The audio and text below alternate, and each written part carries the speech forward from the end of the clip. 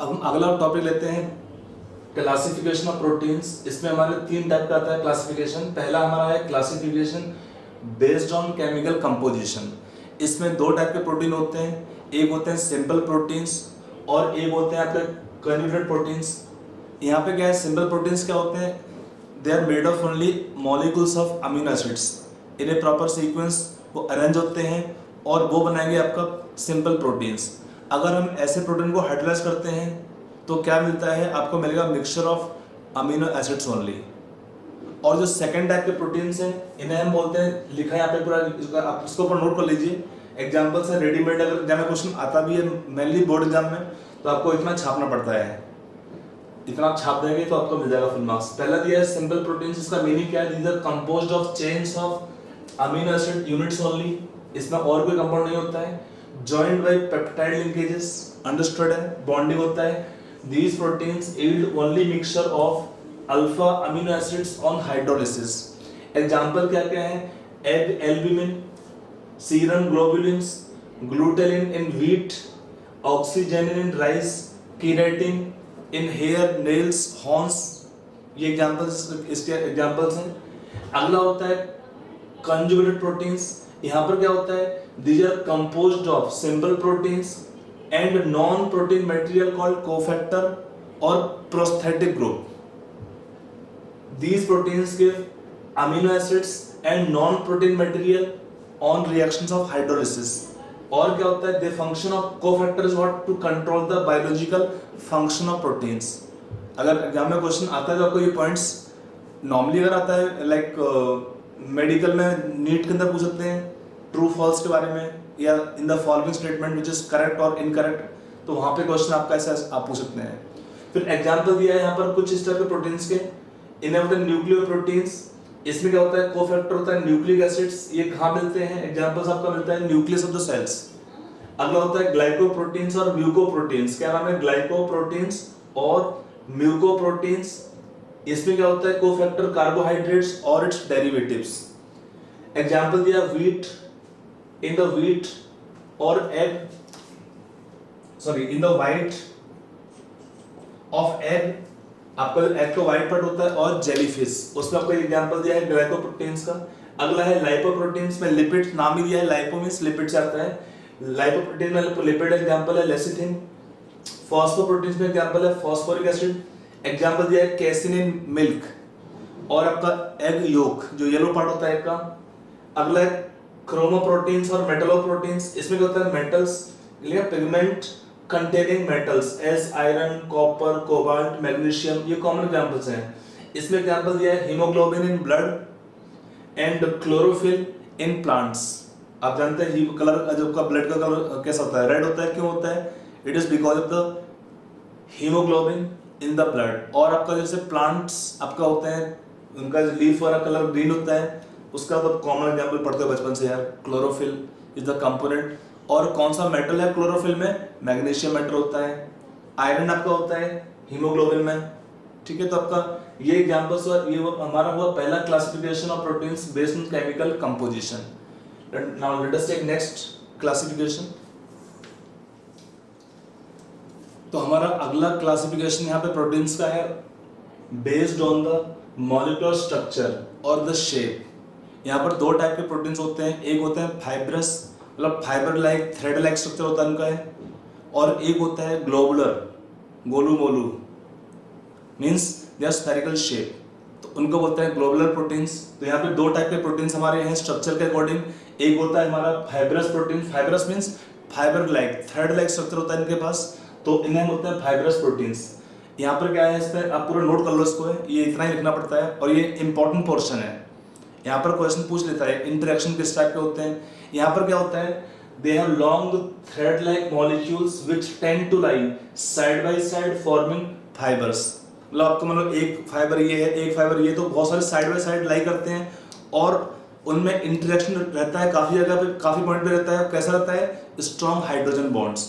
कई बार क्या होता है कि आपके जो थ्रेड होते हैं कॉइल करते हैं अराउंड ईच अदर, मतलब काफी सारे थ्रेड होते हैं, दे कॉइल अराउंड ईच अदर, और उनमें क्या होता है और स्ट्रॉन्ग क्या हो जाएगा, hydrogen bonding eight many points. और होता क्या है, what is nature of hydrogen bonding, strong bonding होता है, area of contact is larger in this proteins. तो होता क्या है, इस वजह से ये प्रोटीन्स क्या होते हैं, द स्टेबलाइज।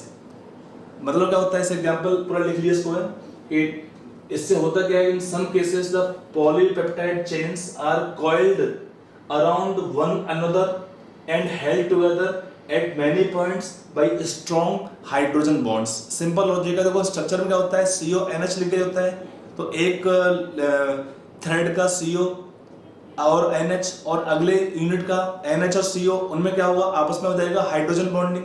तो काफी जगह पे क्या होता है, हाइड्रोजन बॉन्डिंग हुआ इन टाइप के प्रोटीन्स के अंदर between the different fibres, threads इसको बोलता है यहाँ पे। और क्या होता है, इस वजह से स्ट्रॉन्ग इंटरेक्शंस है, दे आर स्टेबल। और क्या होता है, दे बिकम वाटर इनसॉल्युबल। और क्या होता है, they will not dissolve in dilute acidic और अल्कलाइन मीडियम। मीनिंग क्या होता है, small change in pH that will not affect their functioning, they are stable towards moderate change in pH। मतलब अगर हम मीडियम को डाइल्यूट एसिडिक या dilute basic कर देंगे तो भी कोई फर्क नहीं पड़ता है प्रोटीन के स्ट्रक्चर पर, और वो स्टेबल रहते हैं। बट अगर हम लेंगे कंसंट्रेटेड एसिड और एल्कलीज, तब ये उसमें डिजॉल्व हो जाते हैं। और क्या होता है, स्मॉल चेंज इन टेम्परेचर, उस पर भी फर्क नहीं पड़ता है। मॉडरेट चेंज इन टेम्परेचर, वहां पर भी ये स्टेबल रहते हैं और डिकम्पोज जल्दी नहीं होते। प्रोटीन का टर्म होता है डीनेचुरेशन, कि प्रोटीन का स्ट्रक्चर डिस्ट्रॉय हो जाता है हीट करने पर। अंडा जैसे उबाल दीजिए हल्का सा, तो क्या होगा, अंडे का पूरा देखा ना, बॉइल्ड एग, क्या होता है इसमें प्रोटीन का जो स्ट्रक्चर होता है वो डिस्ट्रॉय हो जाता है। और उस केस में क्या होता है, एंट्रोपी बढ़ाती है। क्वेश्चन पूछते हैं हमें थर्मोडायनामिक्स में, एंट्रोपी स्पेशली नीट वाले क्वेश्चंस में, एंट्रोपी किसका अधिक है, रॉ एग का या बॉइल्ड एग का। तो बॉइल्ड एग में एंट्रोपी ज्यादा होती है, क्योंकि जो प्रोटीन का स्ट्रक्चर है कॉइल्ड स्ट्रक्चर, दैट अनकॉइल होता है और एंट्रोपी ज्यादा होती है। लेकिन वो हमारा आता है इस टाइप के प्रोटीन्स में। एग आता है ग्लोबुलर प्रोटीन्स में आता है, इधर लिखा हुआ है। तो यहाँ पर क्या होता है, यहाँ पर ये स्टेबल होते हैं to against moderate change in temperature, water insoluble, stable to moderate change in pH and temperature, but they dissolve in concentrated acid और अल्कलीज। एग्जाम्पल क्या है, आपका एग्जाम्पल है keratin in hair, wool, nails, skin, feathers, myosin in muscles, collagen in tendons, cartilage, bones, fibroin in silk, that is called silk fibroin. आपका protein है पर silk में होता है फाइब्रोइन। तो ये हमारा एग्जांपल्स हैं फाइब्रस प्रोटीन्स के। थ्रेड लाइक दिखते हैं अरेंजमेंट में, तो होता है फाइब्रस, फाइबर लाइक। एक होता है ग्लोबुलर प्रोटीन्स, और इनमें क्या होता है, स्फेरिकल शेप होता है, गोलू मोलू, ध्यान रखिएगा, ग्लोबुलर मींस गोलू मोलू टाइप का शेप दिखेगा आपको। तो ग्लोबुलर प्रोटीन्स क्या होते हैं, they are the polypeptide chains in these proteins is folded around itself. आपका एक चेन होता है वो फोल्ड होता रहेगा अराउंड इटसेल्फ। जब कॉइलिंग होके क्या होता है, फोल्ड जो है फोल्ड होने से क्या बनता है, they will develop a spherical और ग्लोबुलर शेप।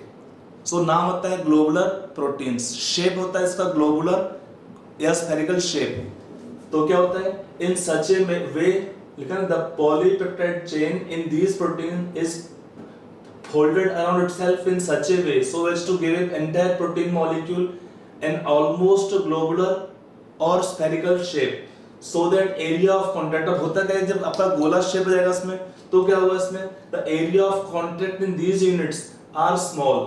और क्या होता है, and hydrogen bonds are only internal। Second chain से यहाँ पर क्या था, आपका कॉइल्स होते हैं, एक दूसरे से इंटरेक्शन हुआ एट मेनी पॉइंट्स और क्या बनते हैं, स्ट्रॉन्गर हाइड्रोजन बॉन्ड। यहाँ पे क्या होता है, हाइड्रोजन बॉन्डिंग अगला चेन से पॉसिबल नहीं हो पाता है, जो होगा खुद होगा, they only have internal hydrogen bonds. क्या लिखा है, and they have only internal hydrogen bonds. इससे होता क्या है, इससे होता ये है कि these proteins become soluble in water.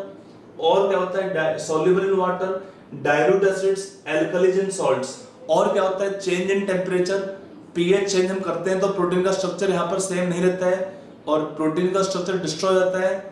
उसको हम फिनोमिना बोलते हैं, phenomena of denaturation of proteins. यहाँ पर क्या है, इसका एक काफी इंपॉर्टेंट पॉइंट है, फोल्डिंग क्यों होता है। तो folding occurs in these proteins, क्यों, due to hydrogen bonding, disulphide bridging, van der Waals interactions and dipole interactions. ये क्वेश्चन पूछता है कि किस किस टाइप के इंटरेक्शंस आपके प्रेजेंट होंगे ग्लोबुलर प्रोटीन्स के अंदर तो कौन से hydrogen bonding, disulphide bridging, van der Waals interactions and dipole interaction, polar तो होंगे मॉलिक्यूल्स। इसमें एग्जांपल कौन से एग्जांपल्स दिए, एंजाइम्स। इसमें आपको एग्जांपल एंजाइम में दिया है पेप्सिन फ्रॉम स्टमक जो हेल्प करता है फूड डाइजेशन के लिए। एक हार्मोन्स में एग्जांपल दिया है इंसुलिन फ्रॉम द पेनक्रियास, पढ़ते ना आयरेट ऑफ हैंगर लैंगरहॉन्स जब करते हैं, लैंगरहॉन्स पेनक्रियास में, उससे मिलता है इंसुलिन। काम क्या है इंसुलिन का, कंट्रोलिंग ब्लड शुगर लेवल। आजकल तो लोग जानते चल रही है, इवन जो साइंस ना पढ़े वो जानता है इंसुलिन लेना पड़ता है। कब लेते हैं पेशेंट है जब शुगर पेशेंट होते हैं, उस केस में जब मेडिसिन से काम नहीं चलता खाने वाले को तो इंजेक्शन लेना पड़ता है शुगर का, इसका इंसुलिन का, to control the blood sugar level. तो इसका इंसुलिन यहाँ पर है from the pancreas, control the blood sugar level. Haemoglobin आपका ब्लड में होता है, वो नाम है ग्लोबिन, ग्लोबुलर प्रोटीन आपका आता है। फाइब्रिनोजन आपका जो हेल्प करता है ब्लड क्लॉटिंग में, albumin, white of the egg और एंटीबॉडीज, ये एग्जांपल्स दिए हैं ग्लोबुलर प्रोटीन्स का। तो ये हमारा हुआ classification of proteins based on the molecular structure. अब हम लास्ट लेंगे यहाँ पे प्रोटीन्स का क्लासिफिकेशन। आते हैं नेक्स्ट पॉइंट पे। देखो अगला हमारा आता है टॉपिक क्लासिफिकेशन ऑफ प्रोटीन्स। एक तरह आपका स्ट्रक्चर हम पढ़ते हैं इसमें, स्ट्रक्चर ऑफ प्रोटीन्स। यहाँ पर हमारे 4 टाइप के स्ट्रक्चर पढ़ते हैं। पहला होता है प्राइमरी स्ट्रक्चर, और अगला है सेकेंडरी स्ट्रक्चर, नेक्स्ट होता है टर्शियरी स्ट्रक्चर, और लास्ट होता है क्वाटरनरी स्ट्रक्चर। इनके बारे में कुछ पॉइंट्स हैं आपको जानना जरूरी होगा। इसको हम लेंगे 1 बाय 1 करके। पहला हमारा आता है primary structure of proteins. Primary structure का मीनिंग क्या होता है, प्रोटीन के अंदर जो मॉलिक्यूल के अंदर हमारा सीक्वेंस क्या होगा, sequence of amino acid molecules is only given as the proteins primary structure. क्या होता है इसमें प्राइमरी स्ट्रक्चर में, it refers to the number and sequence of alpha amino acids in polypeptide chains. Primary structure क्या होता है, it is determined by successive hydrolysis with mineral acids और enzymes into various products in decreasing molar weight as shown below. पहले हमारा proteins होता है, क्या बनाएगा यहाँ पर प्रोटियोजेस, फिर बनेगा यहाँ पे पेप्टोन्स, फिर बनेगा हमारे यहाँ पर पॉलीपेप्टाइड्स, फिर बनता है हमारे यहाँ पे oligopeptides, then tripeptides, dipeptide and finally alpha amino acids. तो हम उनको बोलते हैं, रिमेनिंग को क्या बोलते हैं, सिंपल पेप्टाइड्स। तो पहले प्रोटीन्स, फिर प्रोटियोजेस, फिर पेप्टोन्स, फिर पॉलीपेप्टाइड्स, फिर सिंपल पेप्टाइड्स, और फिर आपका आता है अल्फा अमीनो एसिड्स। इसमें जो हमारा पहला स्ट्रक्चर प्रोटीन का डिटरमाइन किया था वो एक थे ब्रिटिश केमिस्ट थे फ्रेडरिक सेंगर। उन्होंने दिया था पहला स्ट्रक्चर प्रोटीन का, वो था इंसुलिन का। The first ever primary structure of protein is that is insulin was determined by British chemist Frederick Sanger. अब होता क्या इसमें, it give only the sequence of the molecules of amino acid in the protein molecule but not the shape और the conformation of the protein molecule. ये इसका drawback है primary structure का protein का। ये सिंपली मान लो हमारे पास एक सीक्वेंस दिया है, यहाँ पे एक दिया है मॉलिक्यूल अमीनो एसिड का, फिर अगला होगा, फिर अगला होगा, अगला होगा, फिर सीक्वेंस क्या है, वो सीक्वेंस हमारा जो पूरा आएगा सीक्वेंस को हम बोलते हैं प्रोटीन का प्राइमरी स्ट्रक्चर। इस टाइप का सीक्वेंस रहेगा और उनमें क्या होता है, एक मॉलिक्यूल सेकंड में क्या होता है, पेप्टाइड बॉन्ड रहेंगे। तो इसी को हम बोलते हैं सीक्वेंस क्या है, अमीनो एसिड मॉलिक्यूल्स का नंबर कितना होगा, that is given as the primary structure of the proteins. ठीक है, अब हम अगला आते हैं प्रोटीन का सेकेंडरी स्ट्रक्चर। वहां पे 2 टाइप का होता है, alpha helix and beta pleated sheet structure. उसको देखते हैं। देखिए अगला हमारा आता है प्रोटीन के स्ट्रक्चर में secondary structure of protein. Actually secondary structure क्या देता है कि पहले हमारा जो प्राइमरी स्ट्रक्चर में सीक्वेंस मिलता है, यहाँ पर देखा सेकेंडरी स्ट्रक्चर में कि जो आपका जो पॉलीपेप्टाइड चेन होती है अगर वो कॉइल करती है अराउंड इटसेल्फ, या उसका अरेंजमेंट होता है कैसे होता है उसके अकॉर्डिंग हम बोलते हैं प्रोटीन का सेकेंडरी स्ट्रक्चर। ये क्या होता है, द फिक्स्ड कॉन्फ़िगरेशन। इसको आप नोट कर लीजिए, the fixed configuration of polypeptide chains assumed as a result of hydrogen bonding is called secondary structure of proteins. It gives about the information in 2 things. पहला information क्या है, it gives the information about the manner in which protein chain is folded and bent. और क्या है about the nature of bonds which stabilise the structure of the protein.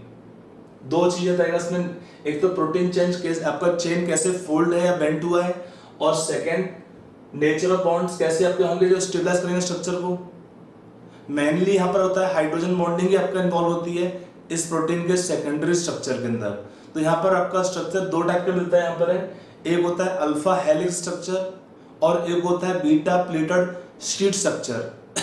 Alpha helix का मिलता है, ये डिपेंड करता है अल्काइल ग्रुप के साइज के ऊपर, कि depending the size of alkyl group हमारे दो टाइप का आएगा यहाँ पर क्या secondary structure of protein.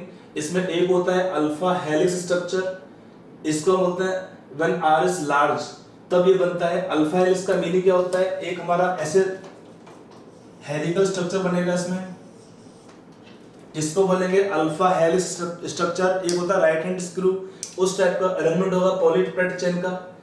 It is formed when chains of alpha, इसको आप नोट कर लीजिए, it is formed when chains of alpha amino acids coils as a right handed screw. इसी को होता है alpha helix, right handed screw, because of formation of intramolecular hydrogen bonding between the amide group of the same peptide chain. आपका एक chain के अंदर ही आपका रहेगा हाइड्रोजन बॉन्डिंग, कैसे होगा, यहाँ पर आपका ग्रुप होगा CO, यहाँ पे ग्रुप होगा आपका NH और यहाँ पे CO होगा, इनमें होगा हाइड्रोजन बॉन्डिंग। तो हाइड्रोजन बॉन्डिंग होगा इसी में amide group of the same peptide chain. यहाँ पर होता कैसे हमारे ये होता है NH ग्रुप इन्वॉल्व होगा इसमें, in one amine unit is linked to carbonyl oxygen atom of fourth unit by hydrogen bond और बाय हाइड्रोजन बॉन्डिंग आप बोल सकते हो उसमें। यहाँ पर होता क्या है कि NH group in one unit is linked to, इसमें देखिए इसका टर्म का मीनिंग यहाँ पर है NH group in one unit is linked to carbonyl oxygen atom of fourth unit by hydrogen bonding. यहाँ पर होता क्या है इससे, इसलिए अल्फा हेलिक्स का एक टर्म और यूज करते हैं नाम इसके लिए, alpha helix structure is also known as 3.613। 3.613 इसका मीनिंग क्या होता है, यहाँ पर अगर हम लेते हैं एक पूरा turn, if you take one turn, आप अगर हम देखें ना अल्फा हेलिक्स स्ट्रक्चर ऐसा आपको दिखेगा, तो आपका एक अगर हम टर्न पूरा लेते हैं यहाँ पर है, तो one turn will consist of approximately 3.6 molecules of amino acids. इसका मीनिंग क्या होता है 3.613 का, कि since each turn off alpha helix has approximately 3.6 3.6 molecules of amino acids and a 13-membered ring, and a 13-membered ring is formed by hydrogen bonding। आपका hydrogen bonding बनेगा 13-membered ring। आप गिनती करेंगे यहाँ पे NH ग्रुप होगा, एक molecule का फोर्थ ग्रुप मॉलिक्यूल का CO ग्रुप आता है, उनके बीच में आपका हाइड्रोजन बॉन्डिंग होता है, तो वो बनाएगा आपको यहाँ पे 13-membered ring। इसलिए आपका टर्म यहाँ पे यूज किया 13। एक टन के अंदर आप कहेंगे approximately 3.6 molecules of amino acids.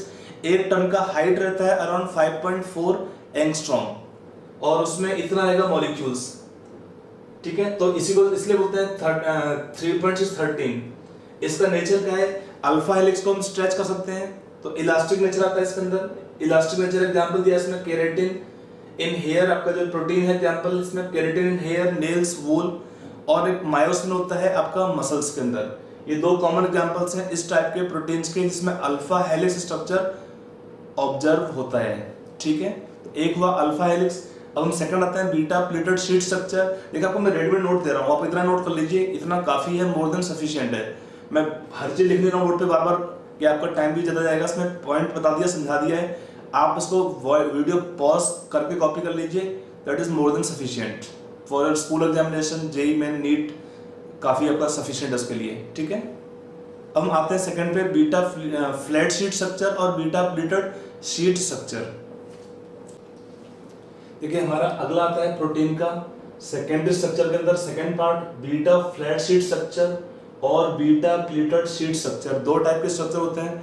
Beta normally हम इसका ये टर्म ज्यादा कॉमन यूज करते हैं बीटा प्लेटेड शीट स्ट्रक्चर, लेकिन दो टाइप का बनता है, एक होता है बीटा फ्लैट शीट स्ट्रक्चर और एक बनता है beta pleated sheet structure. Depend करता है आर के साइज के ऊपर।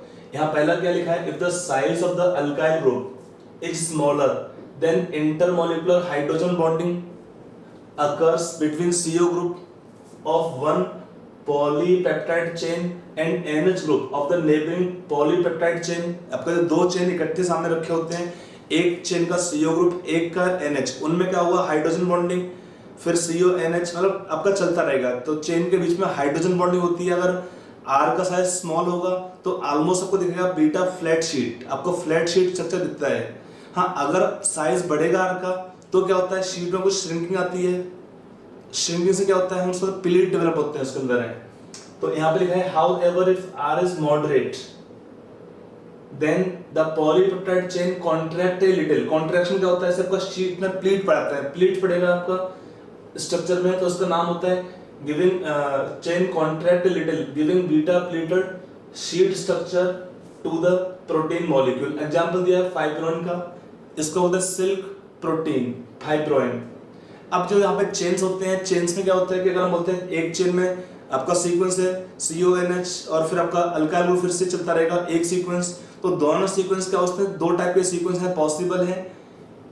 दोनों में क्या पॉसिबिलिटीज है, पहला सीक्वेंस होता है कि जिसमें दोनों चेन्स हमारे पैरेलल रन करते हैं, मतलब हमारा CO ग्रुप NH ग्रुप मतलब जो भी वो पैरेलल चलता है, सेम सीक्वेंस चलता है, और एक होता है एंटी पैरेलल।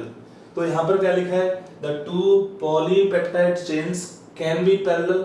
एग्जांपल दिया है इन केराटिन, आपका जो प्रोटीन होता है स्किन वूल नेल वर्म होता है केराटिन, उसमें क्या होता है दो चेन्स होते हैं, चेन्स हमारे होंगे कैसे होते हैं, they are running parallel to each other.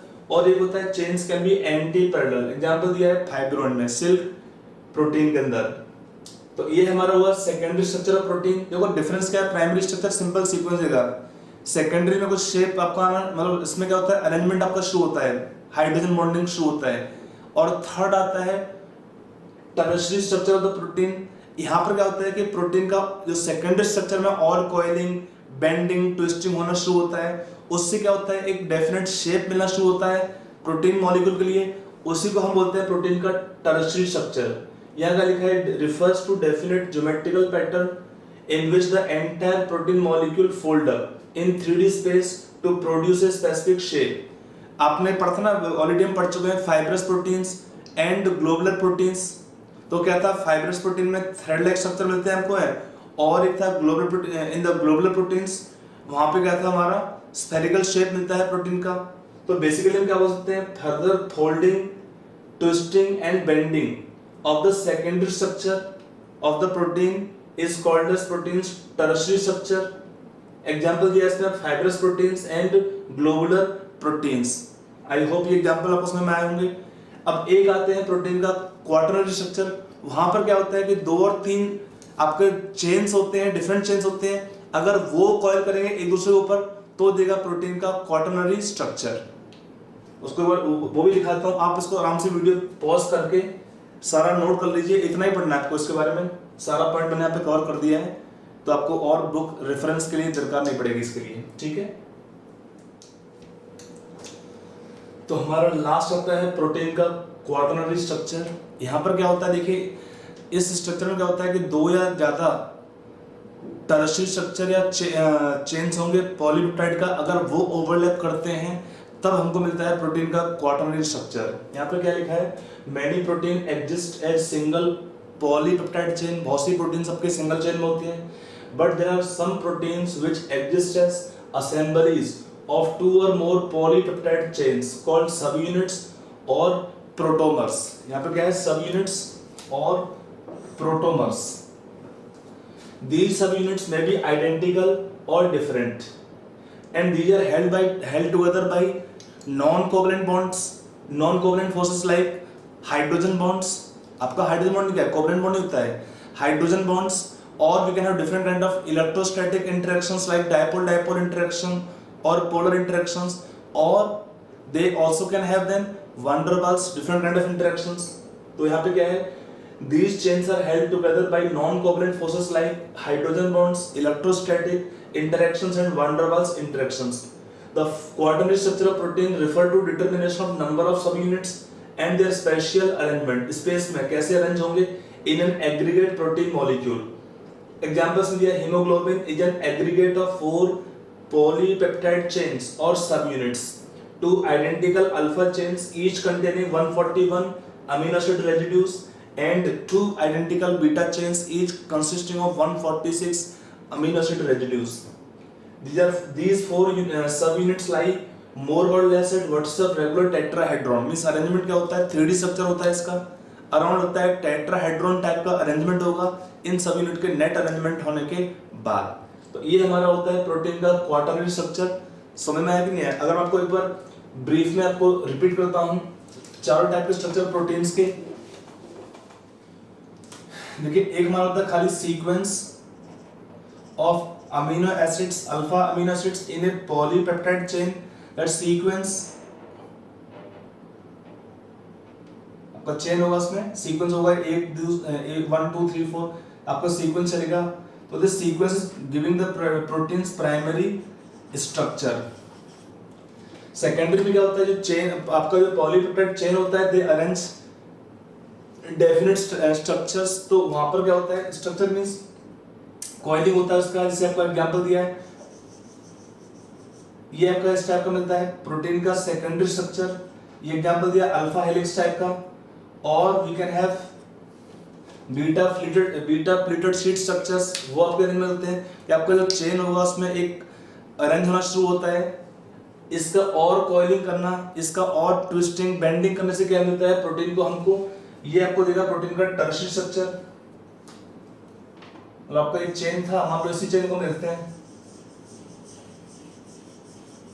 और कॉइलिंग और बेंडिंग होने से क्या बनता है प्रोटीन का, ये बनेगा टर्शियरी स्ट्रक्चर ऑफ प्रोटीन।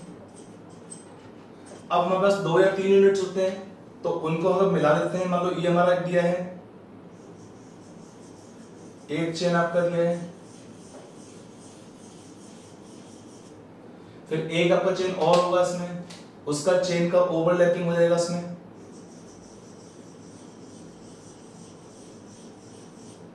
और अगर 2 या ज्यादा चेन्स वो एक दूसरे पे ओवरलैप करते हैं, उन चेन में कैसे होते हैं इंटरेक्शंस, हाइड्रोजन बॉन्ड्स होते हैं, और different kind of dipole dipole interactions, जिनको बोलते हैं इलेक्ट्रोस्टैटिक इंटरेक्शंस और van der Waals interaction forces, वो एग्जिस्ट करते हैं चेन्स के बीच में। यहाँ पर क्या होता है, इनका फर्दर कॉइलिंग से 2 टाइप का स्ट्रक्चर बनते हैं। एक होता है fibrous proteins, fibre like structure रहेगा, एक होता है ग्लोबुलर प्रोटीन्स, स्फेरिकल शेप आता है, गोलोमोलर शेप वाला ग्लोबुलर प्रोटीन्स स्फेरिकल शेप होता है, एक होता है थ्रेड लाइक स्ट्रक्चर, उसको बोलते हैं फाइब्रस प्रोटीन्स। ये हमारा स्ट्रक्चर हुआ प्रोटीन का primary structure, secondary structure, tertiary structure, और इसको हम बोलते हैं लास्ट वाले को क्वार्टरनरी स्ट्रक्चर ऑफ प्रोटीन। तो ये हुए हमारे प्रोटीन का स्ट्रक्चर्स। इसमें एक टर्म आता है प्रोटीन का डीनेचुरेशन, थोड़ा इसको बात कर लेते हैं। देखो, एक होता है हमारा नेचुरल प्रोटीन, उसमें कुछ अपना बायोलॉजिकल एक्टिविटी होता है, तो यहाँ पे टर्म रहेगा denaturation of proteins. Denaturation of proteins. एक होता है हमारा नेचुरल प्रोटीन, उसका क्या होता है अपना स्ट्रक्चर होता है, स्ट्रक्चर ऑलरेडी देख चुके हैं। तो उसके अंदर आपका जो सेकेंडरी स्ट्रक्चर है, टर्शियरी स्ट्रक्चर है, और अगर आपका 2 और डिफरेंट चेन्स होते हैं, तो they can also have 4 degree structure of protein. अब होता क्या है कि हम अगर चेंज करते हैं कुछ फिजिकल कंडीशंस, अगर हम चेंज करते हैं physical conditions like change in temperature, change in pH, मतलब आपका एसिडिक और बेसिक मीडियम डालने से पीएच चेंज करते हैं, तो होता क्या है प्रोटीन का स्ट्रक्चर में जो आपके हाइड्रोजन बॉन्ड होते हैं वो डिस्टर्ब होते हैं। प्रोटीन के अंदर जो हाइड्रोजन बॉन्डिंग है वो डिस्टर्ब होगी, उससे होता क्या है प्रोटीन का स्ट्रक्चर डिस्ट्रॉय हो जाता है। देखिए, प्रोटीन का ऐसे एग्जांपल दिया, अगर हम एक प्रोटीन आपको दिया, इसको हमने हीट किया, तो होता क्या है हीट करने के समय प्रोटीन का जो सेकेंडरी स्ट्रक्चर है और टर्शियरी स्ट्रक्चर है वो डिस्ट्रॉय होते हैं, लेकिन उसका जो प्राइमरी स्ट्रक्चर है वो इंटैक्ट रहता है, और आपका जो कॉइलिंग स्ट्रक्चर होता है वो अनकॉइल हो जाएगा। तो होता क्या है प्रोटीन का जो स्ट्रक्चर डिस्ट्रॉय होने को, इसी को हम बोलते हैं डीनेचुरेशन ऑफ प्रोटीन्स। तो ड्यूरिंग डीनेचुरेशन प्रोटीन, ध्यान रखिए, प्रोटीन का secondary and tertiary structure will be destroyed but primary structure will remain intact. Primary structure पे फर्क नहीं पड़ता है, इसको ध्यान रखिएगा। तो ये हमारा एग्जांपल होता है, और प्रोटीन का जो अपना बायोलॉजिकल एक्टिविटी होती है वो खत्म हो जाती है हीट करने पर, और चेंज इन पीएच ज़्यादा चेंज करने से भी। तो इसी को हम बोलते हैं प्रोटीन का डीनेचुरेशन, और जो प्रोटीन बनती है उसको बोलते हैं डीनेचर्ड प्रोटीन। ठीक है, इसमें कॉमन एग्जांपल आपका जैसे दिया हुआ है, जैसे हमने एग्जांपल आपको दिया है boiling of egg.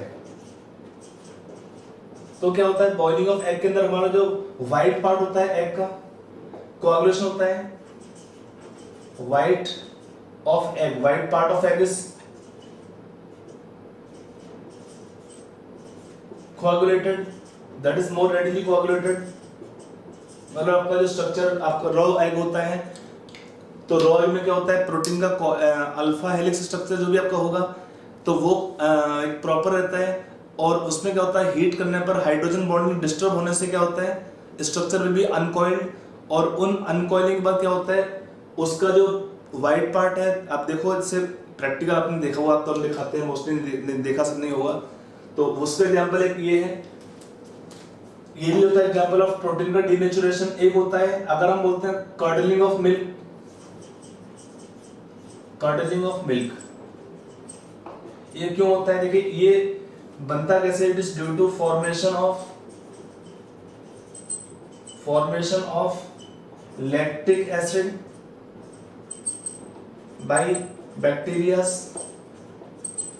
In the milk. तो आपका से मिल्क आपका जो है लिक्विड फॉर्म में आपका होता है कर्ड, आप देखिए तो कर्ड बनता कैसे है, कर्ड बनता है भाई प्रोटीन डीनेचुरेशन, उसके जो मिल्क के अंदर हम थोड़ा सा ऐड करते हैं स्टार्टिंग में आपका जो है कर्ड, उससे क्या होता है जो बाकी का जो बैक्टीरिया होते हैं जो कर्ड बनाते हैं उसको हेल्प करते हैं, उनका ग्रोथ होता है, और उससे क्या बनता है दे प्रोड्यूस लैक्टिक एसिड, उसकी वजह से क्या बनता है कर्ड आपका बन जाता है। तो ये आपका है कर्डलिंग ऑफ मिल्क, वाइट जब का एग को बॉईल करते हैं तो उसका सॉलिडिफिकेशन होना, ये हमारे एग्जांपल्स किसके हैं, examples of the denaturation of protein. समझ में आया? तो ये हमारा टॉपिक प्रोटीन्स पार्ट यहाँ तक हम खत्म करते हैं। अब हम नेक्स्ट लेंगे पार्ट इन बायोमोलिक्यूल्स। देखिए एक आपका एंजाइम पार्ट होता है, एंजाइम आप ऑलरेडी पढ़े हुए हैं इन सरफेस केमिस्ट्री पार्ट, उसका जो मेन आता है लॉकेंट की थ्योरी, लॉकेंट की हाइपोथेसिस ऑफ एंजाइम एक्शन। तो एंजाइम्स क्या होते हैं बायोलॉजिकल कैटलिस्ट होते हैं। एक आता है विटामिन, थोड़ा उसके बारे में बात कर लेते हैं। विटामिन का मेन फंक्शन और उसका डेफिशिएंसी से डिसीज कौन से होते हैं, ये आपका इंपॉर्टेंट पार्ट है। ठीक है, तो हम नेक्स्ट आते हैं पार्ट पे विटामिन के ऊपर।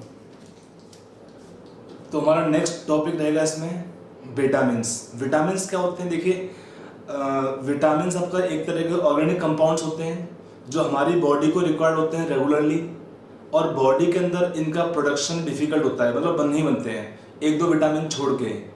मेजोरिटी ऑफ द विटामिन हमको बाहर से लेना पड़ता है थ्रू डाइट। ठीक है, तो यहाँ पर क्या है देखिए इसका ये डेफिनेशन पार्ट है विटामिन का।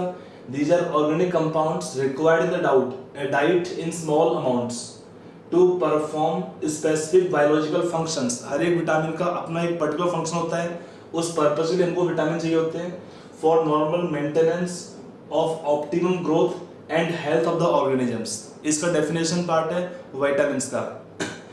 देखिए विटामिन्स हमारी बॉडी में चाहिए होते हैं रेगुलरली, लेकिन ये नहीं कि अपनी मर्जी से दुकान पे गए विटामिन बी का टैबलेट लेके आ गए, vitamin C vitamin B complex या कुछ अपने मर्जी से नहीं खाना होता है। विटामिन का रिक्वायरमेंट बॉडी में कितना आपको जो है चाहिए, वो अपना नॉर्मली जो हम खाना खाते हैं डाइट्स लेते हैं उसमें ऑलमोस्ट फुलफिल होता है। अगर फिर भी डॉक्टर से बिना एडवाइस के कोई भी विटामिन आपको नहीं खाना चाहिए, बिकॉज अगर हम विटामिन का अमाउंट ज़्यादा ले लेते हैं, if you take any vitamin in excess, वो भी हमारी बॉडी के लिए हार्मफुल है। विटामिन एक तो चाहिए, हाँ रिक्वायर्ड है, लेकिन एक हमारा अमाउंट बहुत कम चाहिए होता है इसमें विटामिन में, और मोर ओवर क्या होता है कि हमको इसको रेगुलर लेना पड़ता है बॉडी के लिए, और वो हमारा मोस्टली फूड में अवेलेबल होता ही है। प्लांट्स क्या होते हैं मोस्टली विटामिन को सिंथेसाइज कर सकते हैं, प्रोड्यूस कर सकते हैं, बट हमारा ह्यूमन बॉडी उसको विटामिन को प्रोड्यूस नहीं कर सकता है, एक्सेप्ट कुछ विटामिन जो हमारे बॉडी में प्रोड्यूस हो सकते हैं कुछ बैक्टीरिया के द्वारा।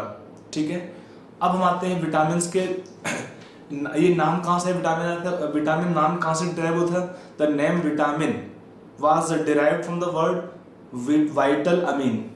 दो पार्ट में नाम था इसका, vital amine, vital plus amine. The term vitamin was coined from the word vital plus amine since earlier identified compounds they had amino group, but जो later on स्टडी हुआ है उसने शो किया कि ऐसा सब में नहीं है। जो हमारे स्टार्टिंग के कुछ थे विटामिन जो स्टडी किए गए या अर्लियर हमको पता चले, उनके अंदर अमीनो ग्रुप था, NH2 ग्रुप था, बट बाद के जो और डिस्कवर हुए हैं अमीनो एसिड्स, उनका स्ट्रक्चर डिस्कवर हुआ है तो पाया गया कि सबके अंदर NH2 ग्रुप नहीं होता है। In fact most of them do not contain amino group. But आपका नाम चल रहा है, बाद में जो उसका नाम था VITAMINE, ई को बाद में ड्रॉप कर दिया गया, अभी नाम यूज होता है खाली विटामिन, वाइटामिन लोग बोलते हैं, वाइटामिन या विटामिन। ये हमारा हुआ। अब हमारा होता क्या है यहाँ पर, इसका आते हैं क्लासिफिकेशन। देखो इनका एक तो स्ट्रक्चर क्या है, कॉमन टाइप का नहीं होता है, तो we can not put them as per structure. यहाँ पर हम विटामिन का क्लासिफिकेशन करते हैं on one basis, that is solubility in water and fat और ऑयल। दो टाइप के विटामिन आते हैं इस कैटेगरी में, एक होता है फैट सॉल्युबल और ऑयल सॉल्युबल विटामिन, और एक आते हैं हमारे वाटर सॉल्युबल विटामिन। इसमें हमारे जो विटामिन होते हैं ADE के, आप याद कर लीजिए एडेक, ADE के, एडेक हमारा विटामिन है। ये हमारे होते हैं पहले टाइप के विटामिन में। These vitamin are fat soluble और oil soluble and water insoluble. Water में ये वाले विटामिन डिजॉल्व नहीं होते हैं, बट फैट सॉल्युबल है या ऑयल सॉल्युबल होते हैं। और क्या होता है, जो विटामिन होते हैं they are stored in the liver और एडिपोज टिश्यूज। एडिपोज क्या होते हैं, ये फैट स्टोरिंग टिश्यू होते हैं बॉडी के अंदर, जिनमें इन विटामिन का स्टोर बॉडी कर लेता है। ठीक है, आप देखो ना, अभी इसका फंक्शन पूरा समझाएंगे, विटामिन के क्या क्या फंक्शंस हैं, कौन से हमारा सोर्स हो सकता है इससे विटामिन मिल जाएंगे। और अगर हम अगर हमारी बॉडी के अंदर किसी विटामिन का डेफिशिएंसी है तो डिसीज क्या होता है, उसको भी एक टेबल बना के हम दे देंगे इसको। अगला आता है सेकंड टाइप के विटामिन होते हैं वाटर सॉल्युबल विटामिन। इसमें आता है बी ग्रुप विटामिन। बी में आपका आता है B1, B2, B6, B12 आपके विटामिन आते हैं, इन्हें बोलते हैं बी कॉम्प्लेक्स टाइप का एक आता है। एक होता है विटामिन सी। विटामिन सी और विटामिन बी क्या होते हैं, they are water soluble vitamin. अब ये क्या है, वाटर सॉल्युबल विटामिन होते हैं, तो इनको हमको डाइट में रेगुलर देना पड़ता है। देखो ये हमारे विटामिन क्या होते हैं, जो फैट सॉल्युबल विटामिन होते हैं ADE के, एडेक, ये तो हमारी बॉडी स्टोर कर लेती है, तो इनको अगर हम नहीं लेंगे उतना रेगुलर चलेगा। बट इन विटामिन को बॉडी में रेगुलर लेना पड़ता है, क्यों? क्योंकि ये क्या है, वाटर सॉल्युबल है, हमने खाया यूरिन से निकाल दिया। होता क्या है कि यूरिन के थ्रू इनका एक्सक्रीशन लगातार होता रहता है, इसलिए इनको बॉडी को रेगुलर सप्लाई करना पड़ता है। These must be supplied in the diet regularly as they are regularly excreted in urine and cannot be stored in the body except vitamin B12। इसको छोड़ के और हम किसी भी विटामिन B ग्रुप का या C को बॉडी के अंदर स्टोर नहीं कर सकते हैं। ठीक है, तो हमारा विटामिन का इंट्रोडक्शन हुआ।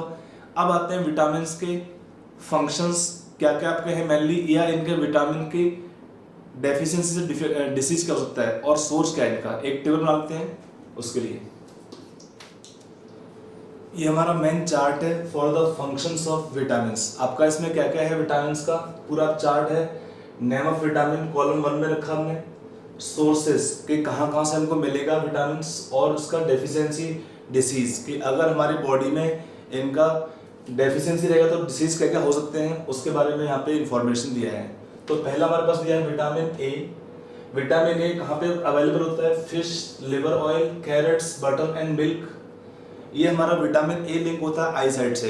आई से इसमें आई के डिसीजेस जो होते हैं उसके लिए मोस्टली क्या होता है, विटामिन ए का डेफिशिएंसी। इसमें कॉमन लिखा है ज़ीरोफ्थैल्मिया।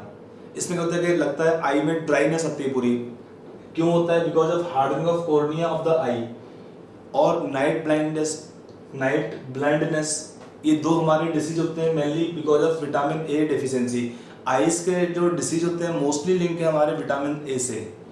आगे है विटामिन बी। एक्चुअली बी में काफी सारे आपके ग्रुप में आते हैं विटामिन, बट हमने 4 लिखे यहाँ पर है, B1, B2, B6 and B12। Vitamin B1 में क्या होता है, इसका सोर्स है yeast, milk, green vegetables and cereals. इसका जो मेन डिसीज क्या होता है, बेरी। इसमें क्या होता है कि ग्रोथ बॉडी का प्रॉपर नहीं होता है, साथ में क्या होता है, लॉस ऑफ एपिटाइट। जानते हैं भूख कम लगेगा, खाना पीने का मन कम होता है, बॉडी ग्रोथ को अच्छा नहीं होता है। अगला आता है विटामिन B2, इसका नाम होता है राइबोफ्लेविन। इसका सोर्स क्या है, milk, egg white, liver, kidney. इसका मेन क्या है डिफिशिएंसी में, कीलोसिस। आपका इसमें आता है digestive disorder, burning sensation of skin. ये हमारा मेन रहेगा इसका डेफिशिएंसी से डिसीजेस। अगला आता है हमारा यहाँ पर किलोसिस का मीनिंग क्या होता है, जैसे हमारा माउथ के कॉर्नर पे होंठ फटते हैं तो क्यों फटते हैं, उसका मेन होता है दैट इज कॉल्ड किलोसिस। कि माउथ के जो कॉर्नर होते हैं, लिप्स होते हैं, इसमें जो है क्रैकिंग आता है, उसका रीजन आता है इसी वजह से, that is called cheilosis, vitamin B2 की डेफिशिएंसी से। अगला है विटामिन B6, इसका होता है नाम पायरिडॉक्सिन, और भी नाम होता है पायरिडॉक्सल, बट हम एक एनसीईआरटी नाम लेके चल रहे हैं फिलहाल। इसका सोर्स है yeast, milk, egg yolk, yellow part, cereals, grams.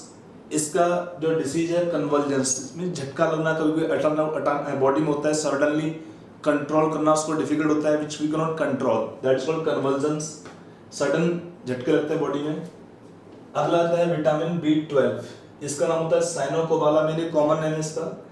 इसमें सोर्स आता है मीट, फिश, एग, कर्ड। इसका जो डिसीज क्या होता है, इसकी वजह से, कमी की वजह से, पर्निशियस एनीमिया।